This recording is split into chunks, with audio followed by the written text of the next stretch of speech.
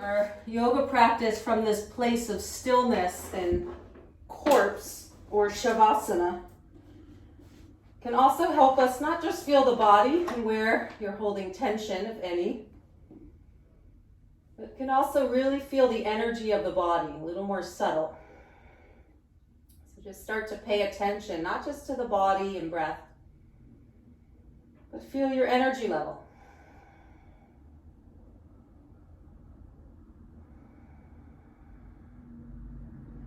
Notice if it's easy to focus on breath and be present, or is the mind busy from the day?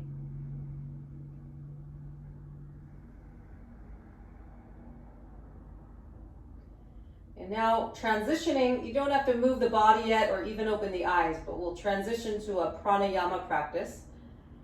This simple breathing is 3-part breaths. You're gonna let your stomach rise on inhale with the in-breath, and middle ribs, then chest, long like a wave, exhale and reverse. So inhale, stomach rising. Exhale, the stomach falls, just like a balloon expanding, but it's really like a full torso, lower to upper breath on inhale, long exhale.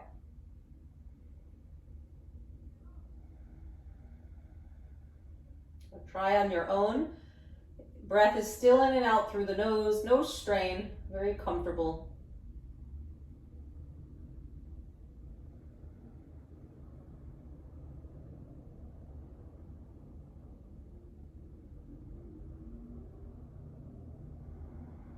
And as you do this, just still feeling the body relaxing with every exhale.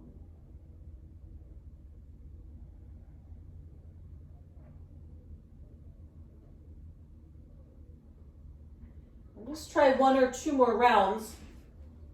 And then the rest of the practice, just slow breathing. You don't have to breathe in that wave-like breath unless you want to. But for the poses, just slow breathing now. These are very useful. So since you're at home, if you have 3 pillows, I'm gonna have you get up for a moment and grab them. Any height's fine, but take a moment, see if you can see what you got there on your couch or bed. 3 pillows, different shapes are fine.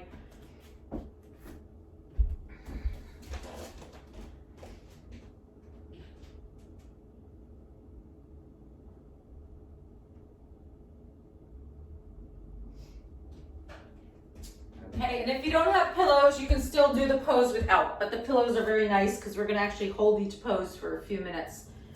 So we're gonna come into a supported bridge posture, Setu Bandhasana. We've done this pose in class many times. I teach this almost every class. It's laying on your back, hips lift. But for today, we're gonna put pillows, different heights. You're gonna have options. You're gonna put you can watch first so you don't turn the head and your back bend. Feet are hip width, head is on the floor, not on the pillow. And then you're gonna put the pillow under the sacrum, the low back. And these pillows here, these square ones I have, are pretty wide. I like this one better. If you have a thinner, longer one, that's really nice. So it's not hitting your middle back, it's just under sacrum. But do what you can. Couch pillows like these are really smushy. So you're not going to have too high a back bend. So if that's the case, you want to go higher, take 2 or 3 pillows. See how high you can go without strain. You may have to lift your heels up to get the pillows under.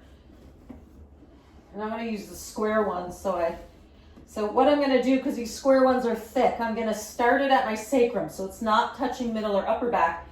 And then that extra part, if your pillow is wide like these square ones, they can just be in front of hips and it won't affect your back.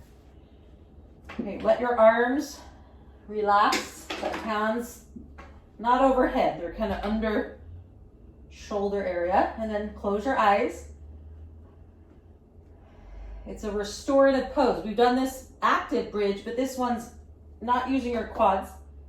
There's really nothing to do but let gravity help you. You're in a gentle back bend. And close the eyes and just watch the breath.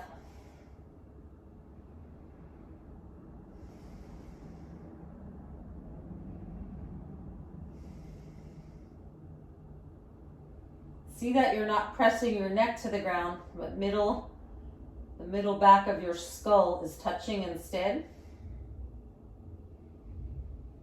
But mentally you can kind of rest the focus around center of throat or the heart.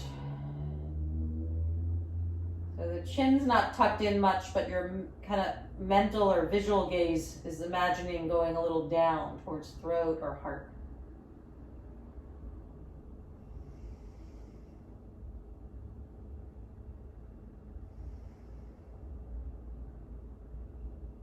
So it's called the drishti, a focus. When we do balance poses, we open the eyes staring at one point, balancing maybe on one leg. This is an internal drishti. You pick a point, just imagining it like heart or center of throat, and then let the mind rest within as the body holds the shape. Okay, now you could stay there, or this is kind of half restorative because you're going to be a little active. If you want, keeping back on pillow, lift your legs in the air. It's this modified shoulder stand. If you're on your menstrual cycle, you don't need to have the pillows. You can remove them and just have back flat. It's like the legs up on the wall we do, but you're no wall, so your hips elevated, legs in the air. If you want to be active, extend and stretch the legs. Otherwise, let them relax. Mentally focus at center of throat. Watch the breath.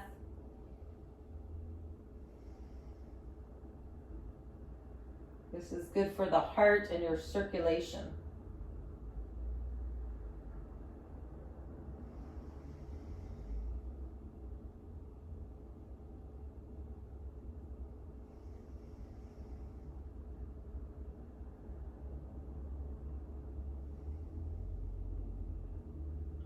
If you have an active shoulder stand practice and you'd rather do that today versus this restorative version, you're welcome to do that if you already do that comfortably. If you prefer to go and stay with the restorative sequence though, we're going to go from there, and this one's useful if you're on your menstrual cycle instead of shoulder stand. You're going to bring your feet down, remove the pillows that were under the hips, and now you're going to bring your feet together. Put one pillow on each side of the feet, and then you lower the knees, bound angle, like a diamond shape. Hands can be on the stomach. You can put a pillow under your head here. Now, for tighter hips and inner thigh, one pillow may not be enough. It's often not for people. So you could always double your fold of the pillow or use blankets, whatever you have. Okay, so you can go like that. Not for a big stretch in the inner thigh. We're going for support and relaxation now. And for women, this pose, they say, is actually wonderful to prevent and ease cramping for menstrual cramps or just in general. But it's good for men also for the thigh stretch, gentle opening. Okay, so close your eyes, melt into the earth, into the pillows. And even the breath here, you don't have to deepen it. Restorative yoga, fully relaxing the nerves and the mind and the body.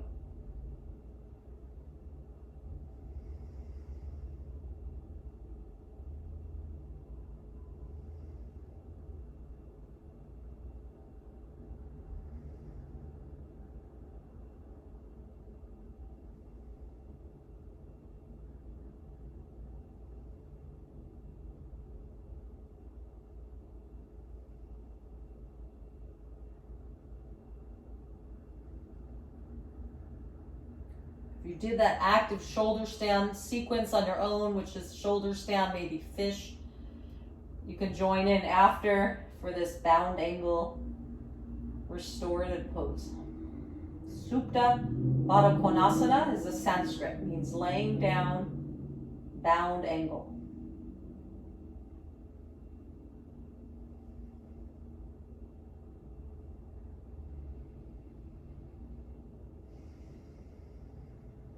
It's up to you. You may want to hold longer. You may feel ready to come out. If you feel ready to come out, don't need to force yourself there longer. You can go into Shavasana, corpse pose as we started. Those pillows that were under your knees in that down angle can now go under your knee, under the knee in Shavasana, which is nice on the low back. That's optional.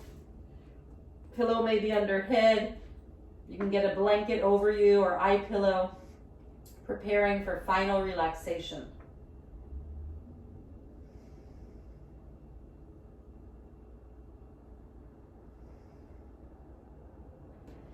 Once you're in Shavasana, close the eyes and bring attention into your feet. Imagine a wave of light, a healing light. Could be lavender, a color that feels healing to you. White light, golden light, green light, soothing colors. Whatever color that is, imagine that light filling your toes into the feet, heels, and ankles. As you do this practice now, if you have any injuries or organs of the body need attention, imagine that light lingering there. So you visually send the light up through the legs, into the knees and hips, into the spine and back body, into the shoulders and arms. And let it linger where your body needs the healing, a light, and imagination of light. Fill the fingers and palms with this healing and relaxing light.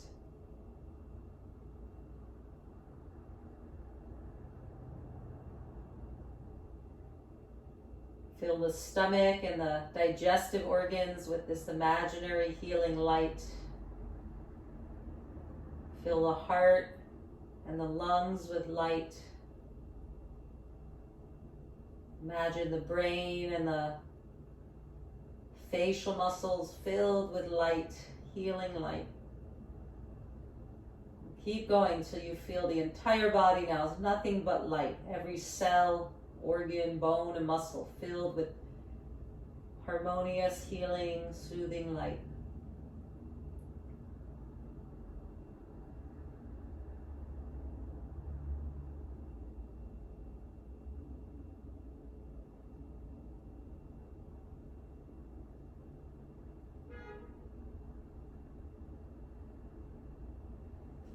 You may even lose body sensation, just imagining light, just feeling your light body.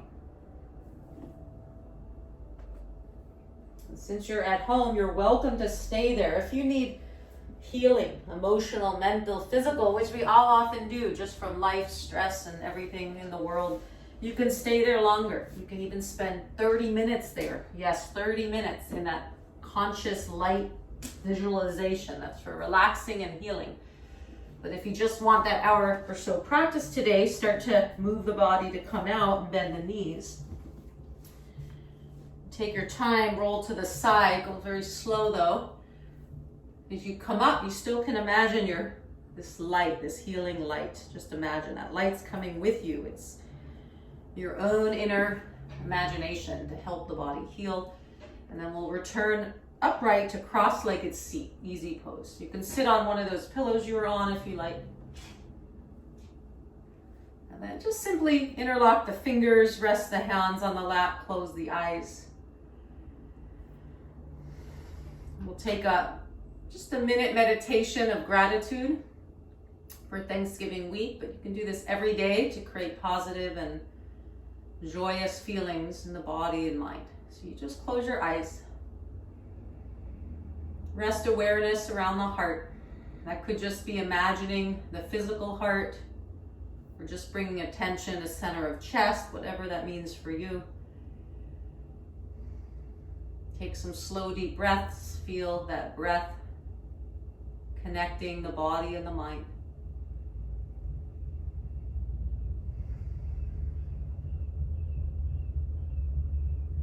And then just simply think of something that you're grateful for in this moment or in general.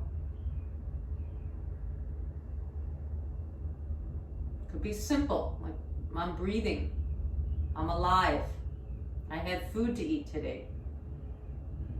Could be more general, it's up to you, but stay with that gratitude thought and then Just watch the breath, feeling that gratitude, emotion or feeling or thought.